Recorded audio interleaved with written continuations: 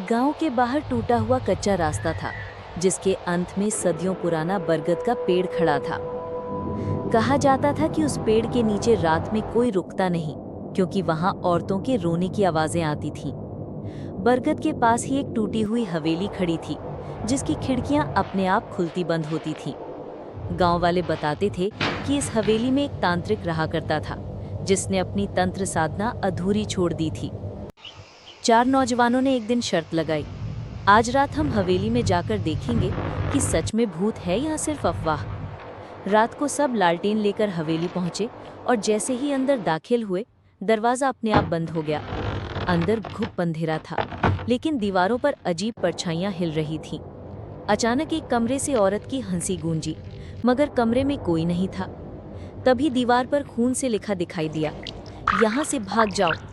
सबके हाथों की लालटेन एक एक करके बुझने लगी और पूरा अंधेरा छा गया।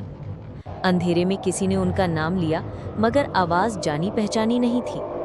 बरगद की जड़ें जमीन से हिलने लगी, जैसे किसी को पकड़कर खींच रही हूं। एक लड़का जड़ों में फंस गया, उसकी चीखें गूंजी और फिर अचानक खामोशी। बाकी तीन डरकर भागे, लेकिन हवेली से बाहर निकले तो रास्ता बदल चुका था। सामने घना जंगल था और बीचों बीच सफेद कपड़ों में एक औरत खड़ी थी। उसका चेहरा जला हुआ था, आंखें खून जैसी लाल और मुस्कान बेहद डरावनी।